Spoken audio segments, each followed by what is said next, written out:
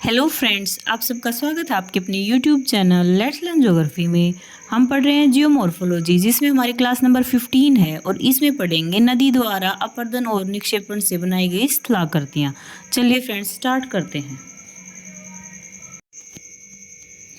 देखिए फ्रेंड्स, जो नदियाँ होती हैं वो ज़्यादातर ग्लेशियर से निकलती हैं। ग्लेशियर जैसे कि मान लो पर्वतों पर जो बर्फ़ पड़ रही है और वो बर्फ़ धीरे धीरे जब ज़्यादा हो जाती है तो वो स्लाइड होके और नदी की तरह बहने लगती है, और जब वो मेल्ट हो जाती है तो वो मैदानों की तरफ नीचे की ओर जब बहने लगती है तो वो नदियों का रूप ले लेती है। यानी कि जो पानी नाले के रूप में बहता हुआ जाता है वो क्या कहलाता है? वो कहलाता है नदी। और उसके बाद क्या होता है, जो नदी है वो अपनी तली को और जो अपने आसपास के जो किनारे होते हैं उनको काटती हुई चलती है। इसको क्या कहते हैं? इसको कहते हैं नदी द्वारा किया गया अपरदन। फ्रेंड, जो ये अपरदन होता है ये भौतिक और यांत्रिक अपरदन करती है नदी।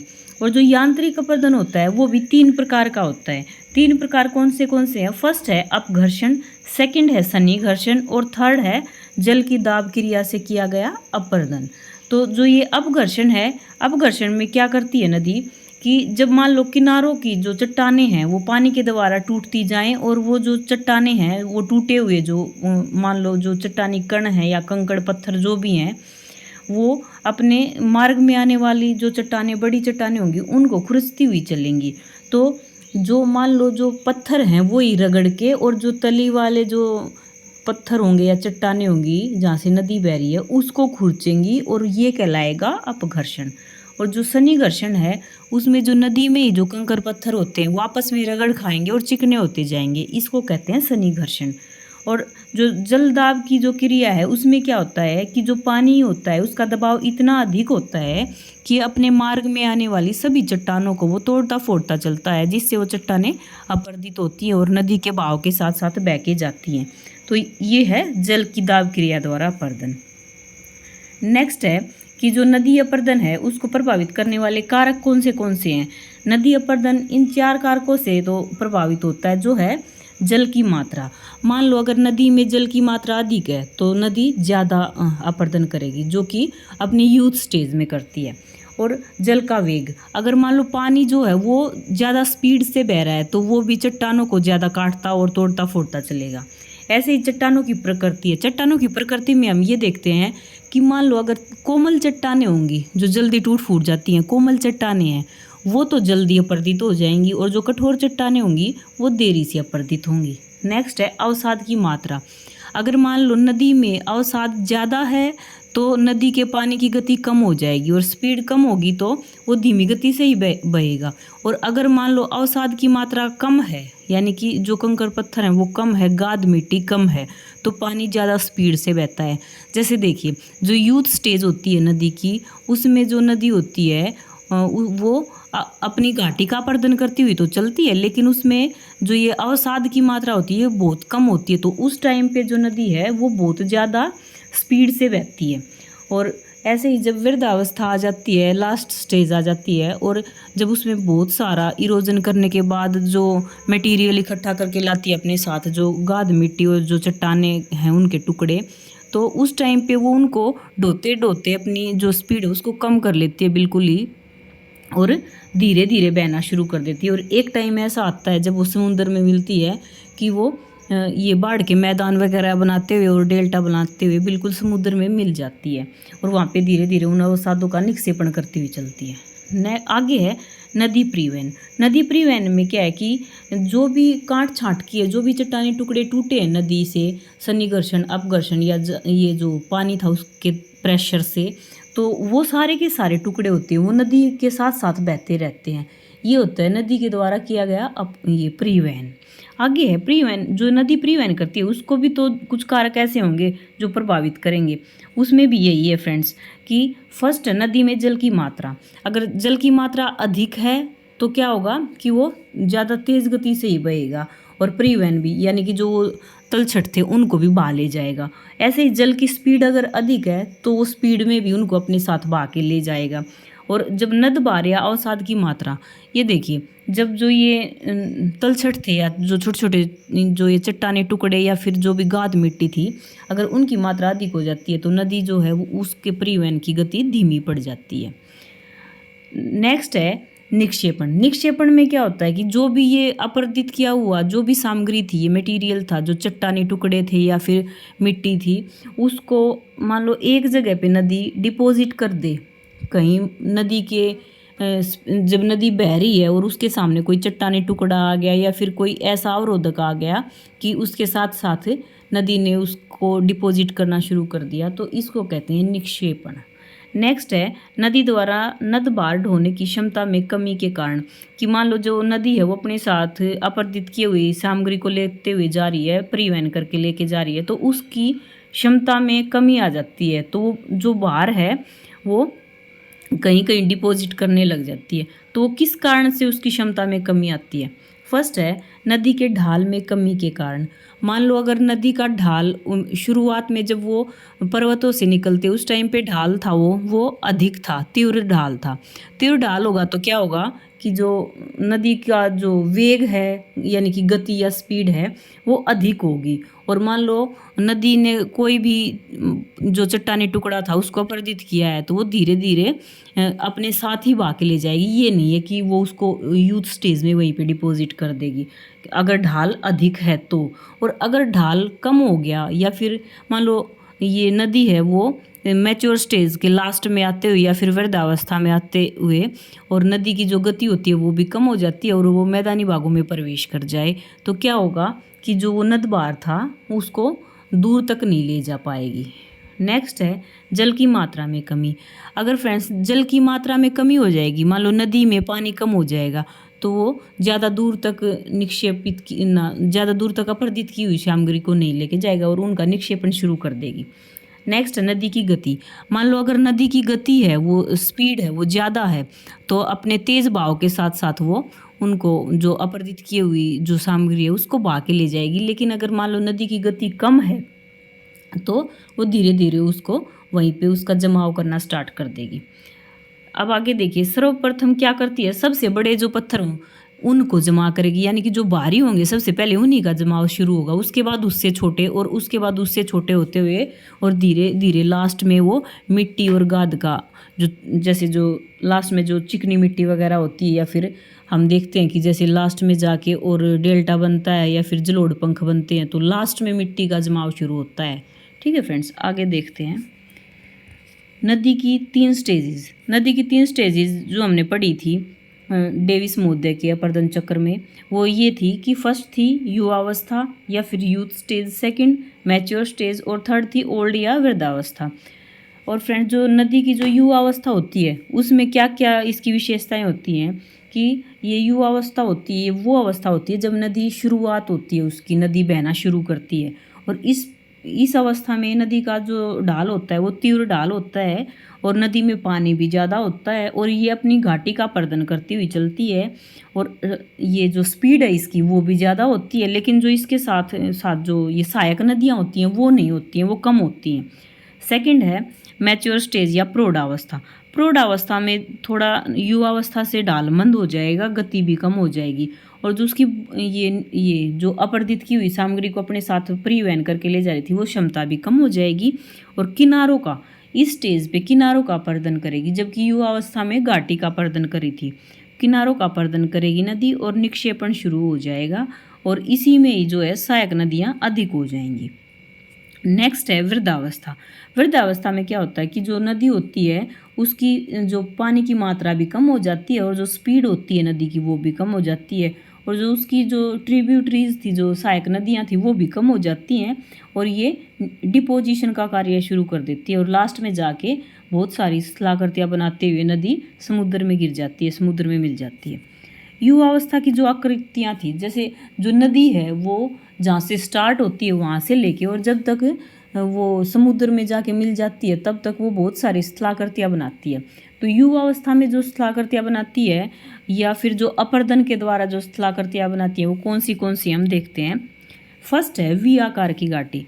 ये देखिए जब नदी अपने उद्गम स्थल से बहना शुरू होती है तो उसमें क्या होता है कि पानी की जो मात्रा होती है नदी में वो ज़्यादा होती है और गति भी तेज़ होती है। तो क्या होगा कि वो अपनी ही घाटी को काटना शुरू कर देती है। अपनी घाटी को काटना शुरू करेगी तो क्या होगा, वो इस मान लो ऊपर से नदी आ रही है और इस तरह यहाँ पे पानी गिर रहा है, तो धीरे धीरे ये घाटी कटेगी, तो ये वी शेप वैली का निर्माण करती है।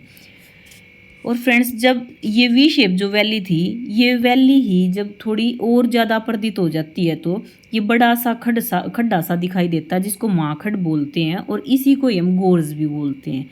जब वी शेप वैली ज़्यादा गहरी हो जाएगी और ज़्यादा चौड़ी हो जाएगी तो वो गोर्ज का रूप ले लेगी फ्रेंड्स। और इसका एग्जाम्पल है सिंधु, सतलुज और ब्रह्मपुत्र नदियों द्वारा बनाए गए गोर्ज। नेक्स्ट है थर्ड है कैनियन। कैनियन भी अपर्दन से ही बनी हुई स्थलाकृति है। इसमें क्या करेगी नदी, जो गोर्ज होता है उसी को ही गहरा करती हुई चलती है। जो गोर्ज था या माखड़ था वो इतना ज़्यादा गहरा हो जाएगा नीचे तक घाटी की ओर कटता कटता कि वो आई शेप में दिखाई देने लगेगा। जब जो गोर्ज था वही आई शेप में दिखाई देने लग जाए, इतना ज़्यादा गहराई तक और संकरा हो जाए, वो कटते कटते अपरदित होते होते, तो वो कैनियन का रूप ले लेता है। इसका एग्जाम्पल है अमेरिका की कोलोराडो नदी द्वारा बनाया गया ग्रैंड कैनियन, जिसकी लंबाई है 483 किलोमीटर और 2088 मीटर गहरा है और 16 किलोमीटर ये चौड़ा है। आगे देखते हैं जलज गर्तिका या पोर्ट होल्स। जलज गर्तिका क्या होती है कि देखिए, जब नदी अपर्दन करके ला रही है तो बीच में मान लो कहीं ऐसी जगह आ गई, वहाँ पे वो भंवर के रूप में घूमने लग गया, वो अपर्दित किया हुआ मटेरियल था, वो छोटे छोटे जो चट्टानों के टुकड़े थे। अगर मान लो वो जिन चट्टानों पर ये भंवर के रूप में घूम रहा है तो क्या होगा, उन चट्टानों में ये छेदक का काम करेगा और धीरे धीरे यहाँ पे होल होने शुरू हो जाएंगे, जिसमें होल होने के बाद जो पानी आएगा ऊपर से बह के वो भी इस तरह भंवर के रूप में ही बहता हुआ दिखाई देगा, और इसी को ही कहते हैं जलज गर्तिका। ये खड्डा सा बन जाता है। आगे है अवनमन कुंड। जब ये जो हमने ये पोर्ट होल पढ़ा, जब यही जो गड्ढा था ये थोड़ा बड़ा हो जाता और ज़्यादा गहरा हो जाता तो ये क्या बन जाता है, अवनमन कुंड बन जाता है। नेक्स्ट है जलप्रपात। जलप्रपात में क्या होता है कि जलप्रपात दो तरह के होते हैं, एक तो हॉरिजेंटली बनते हैं, एक वर्टिकली बनते हैं। जैसे जो हॉरिजेंटली बनते हैं उसमें तो जो कठोर और जो कोमल चट्टानें होती हैं वो OD1 में इस तरह से हॉरिजेंटली बिछी होती हैं। एक कोमल चट्टान की परत आ गई, एक आ गई फिर कठोर चट्टान की। और मान लो ऊपर से पानी आ रहा है, पानी गिर रहा है, तो कोमल चट्टान होती है वो तो धीरे धीरे अपरदित हो जाती है, और जो कठोर चट्टान होती है वो ऐसे ही रहती है, खड़ी रहती है। और ऊपर से जब पानी पड़ेगा वो चट्टान से होता हुआ नीचे की ओर गिरेगा, नीचे गहराई तक जाएगा, और इस प्रकार जो बनेगा वो बनेगा वाटरफॉल। और फ्रेंड्स, जो वर्टिकली जो बनता है उसमें जो ये चट्टानें होती हैं ये वर्टिकल खड़ी होती हैं, ऐसे ही जैसे हमने ये हॉरिजेंटली पढ़ी थी OD1 उसमें कि एक चट्टान कोमल, एक कठोर, एक कोमल, एक कठोर, इस तरह परत दर परत होती हैं, लेकिन ये वर्टिकली खड़ी होती हैं। अगर ये वर्टिकली खड़ी होंगी और ऊपर से पानी गिर रहा है तो ऐसे ही होगा कि जो ऊपर से पानी गिरा उसने जो कोमल चट्टान थी उसको अपरदित कर दिया, और जो कठोर चट्टान थी वो खड़ी रहेगी, और फिर ये ऊपर से गिरता हुआ जो पानी दिखेगा वो वही कहलाएगा जलप्रपात। जो नियाग्रा का जो वाटरफॉल है अमेरिका में, ये विश्व का सबसे बड़ा जलप्रपात है, और ये हर साल 3 से 4 फीट तक पीछे हट रहा है। ये पीछे क्यों हट रहा है, क्योंकि मान लो जो कठोर चट्टान थी वो पहले कभी जो टाइम था जब वो जो कोमल चट्टान थी वो अपरदित हो गई और जो कठोर चट्टान थी वो खड़ी रह गई, लेकिन वो जो ही जो वो पुरानी होती जाएगी तो उसका भी तो अपरदन शुरू हो जाएगा। उसका अपरदन शुरू होगा तो वो चट्टान भी नीचे गिरेगी और वो वाटरफॉल है वो पीछे की ओर हट रहा है फिर इसी से। नेक्स्ट था शिप्रिकाएँ। जो शिप्रिकाएँ होती है ना वो वाटरफॉल का छोटा रूप होती हैं। इसमें क्या होता है, इसमें भी जैसे वर्टिकली मान लो ये चट्टानें खड़ी हैं, कोमल और कठोर चट्टानें, और ये OD1 में थी, जैसे कोमल चट्टान होगी फिर कठोर होगी फिर कोमल होगी फिर कठोर, इस तरह से ये चट्टानें खड़ी हैं। और मान लो ऊपर से ऐसे ही पानी गिर रहा है और फिर क्या होगा, जो कोमल जो चट्टान है वो तो थोड़ी अपरदित होगी, लेकिन जो कठोर चट्टान थी वो थोड़ी ऊपर उठी रहेगी, तो पानी एक बार नीचे एक बार ऊपर, एक बार नीचे एक बार ऊपर, इस तरह से कूदता हुआ दिखाई देगा। उबड़ खाबड़ जगह बन जाएगी ना जो अपरदित होगी, मान लो कोमल चट्टान, लेकिन कठोर तो खड़ी रहेगी, तो नीचे जाएगा वो कोमल चट्टान पे गिरेगा, फिर ऊपर मान लो पानी जा रहा है तो वो ऊंची है वो कठोर चट्टान वहाँ पे जा रहा है तो पानी लगेगा जैसे, तो कूदता हुआ जा रहा है। इसी को ही बोलते हैं शिप्रिकाएँ। एक से अधिक जब ये शिप्रिकाएँ बनती हैं तो वो कहलाता है वाटरफॉल। अगला है अधकर्तित विसर्प। इसमें जो पर्वतीय क्षेत्र होते हैं उनसे जो नदी होती है वो मंद ढलानों पर बहती हुई और जो सांप की तरह चलती हुई दिखाई देती है, और ये अपनी घाटियों को काटती रहती है। और मान लो इसके रास्ते में कोई ऐसी ऐसी चट्टान आ जाए जो पानी को अब अवरोधक के रूप में वो पानी को रोक ले, तो फिर रुकने के बाद और जब एकदम से पानी निकल के जाएगा तो क्या होगा, वो ज़्यादा मात्रा में जाएगा, तो ऐसा लगेगा कि वहाँ पे जो नदी है वो पुनः युवित हो गई है। नेक्स्ट है अंतर्ग्रथित पर्वत प्रक्षेप। इसमें क्या होता है कि एक पर्वत प्रक्षेप से दूसरे पर्वत प्रक्षेप में जो नदियाँ होती हैं वो घूमती हुई चलती हैं। मान लो एक पर्वत प्रक्षेप से नदी निकल के और दूसरे पर्वत प्रक्षेप में जा रही है, इस तरह जो बनती है स्थलाकृतियाँ उसको कहते हैं अंतर्ग्रथित पर्वत प्रक्षेप। नेक्स्ट है नदी वेदिकाएँ।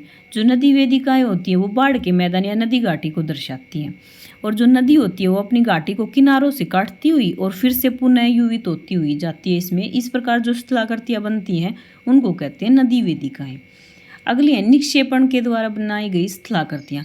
निक्षेपण यानी कि जो अपर्दित किया हुआ मटेरियल था, अब जो नदी है उसमें पानी की जो स्पीड है और जो पानी की मात्रा है दोनों ही कम हो जाती हैं, और वो क्या करती हैं, वो जो तलछट वगैरह जो अपर्दन से अपने साथ बहा के लाई थी उनको एक जगह पे कहीं कहीं डिपॉजिट करना शुरू कर देती हैं।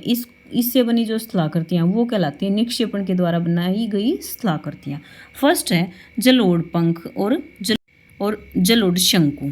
इनको देखते हैं कि जलोढ़ पंख क्या है। जब नदी मैदान में प्रवेश करती है और अवसाद पंख के रूप में जमने लगे तो जलोढ़ पंख बनते हैं, और जब मान लो यही जलोढ़ शंकु के रूप में जमने लग जाएं तो ये कहलाएंगे जलोढ़ शंकु। इसमें क्या है कि नदी मैदान में प्रवेश कर जाएगी और नदी की जो स्पीड है वो हो जाएगी कम, और वो धीरे धीरे निक्षेपण शुरू करेगी। अगर वो निक्षेप है वो जलोढ़ पंख, वो पंख के रूप में तो जम गए तो उनको कहेंगे जलोढ़ पंख, और अगर वो शंकु के रूप में जमने लग गए तो उनको कहेंगे जलोढ़ शंकु। नेक्स्ट है नदी विसर्प या मियांडर। नदी विसर्प में क्या होता है कि मान लो नदी बह रही है और वो मैदानी इलाके में आ गई, या फिर नदी के मार्ग में चट्टानें आ गई, चट्टानें आ जाएंगी तो नदी साइड से होती हुई बहेगी और ऐसा लगेगा कि वो सांप की तरह चल रही है, घूम घूम के इस तरह से चलती हुई दिखाई देगी। और इस प्रकार जो स्थलाकृतियाँ बनती हैं और ये कहलाएगी नदी विसर्प। इसमें स्थलाकृतियाँ कैसे बनेगी, जैसे मान लो जो चट्टानें आ गई और नदी साथ से निकल रही है तो कुछ ना कुछ वो मटेरियल अपने साथ लाई थी ना, उन चट्टानों के साथ साथ वो डिपोजिशन करना शुरू कर देगी। धीरे धीरे वो जमाव है वो इस शेप में दिखेगा, जैसे तो कोई सांप चलता है, और वो ये कहलाएगा नदी विसर्प या मियांडर। इसमें जो नदी होती है वो क्या करती है, वो दाएं बाएं घूमती हुई जाती है। आगे देखते हैं गोखुर झील। जो गोखुर झील होती है इसमें क्या होता है कि जो किसी भी कारण से जो नदी होती है वो अपना उसका पानी बढ़ जाता है। जैसे मान लो अभी हमने पीछे पढ़ा था कि कोई अवरोधक आ गया बीच में, और अवरोधक आने के बाद पानी इकट्ठा हो गया और फिर एकदम से निकल गया, तो पानी की मात्रा वहाँ पे ज़्यादा हो गई थी।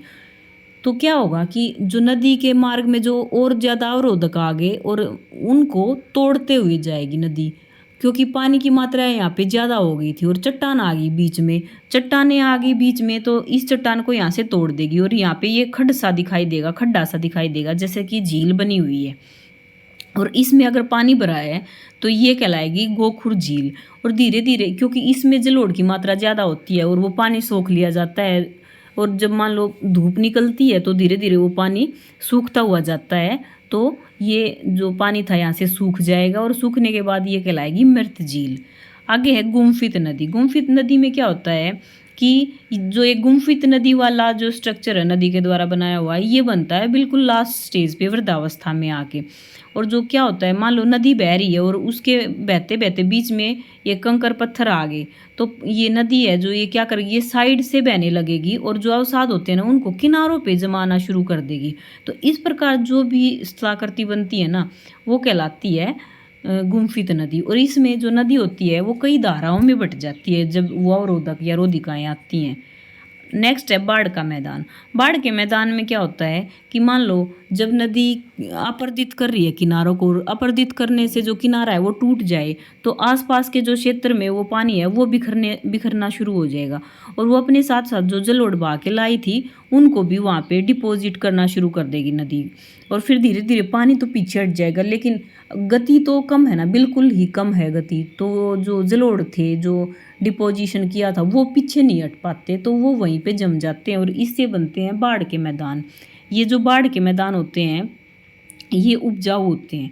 नेक्स्ट है प्राकृतिक तटबंध। जो नदी की जो वृद्धावस्था होती है उस टाइम पे बनता है ये। और इसमें क्या होता है कि जो गति और जो पानी होता है नदी का वो बिल्कुल ही कम हो जाता है, यानी कि नदी की स्पीड भी कम हो जाएगी और उसमें जल की मात्रा भी कम हो जाएगी। और जो अपने साथ जो अवसाद बहा के लाई थी वो नदी के किनारों पे जमने शुरू हो जाते हैं और इससे जो किनारे होते हैं वो ऊंचे उठ जाते हैं। तो इसी को ही कहते हैं प्राकृतिक तटबंध, क्योंकि ये किसी ने बनाए नहीं है, जबकि जो नदी के अवसाद थे ना वही जमने से बने हैं, इसीलिए इनको कहते हैं प्राकृतिक तटबंध।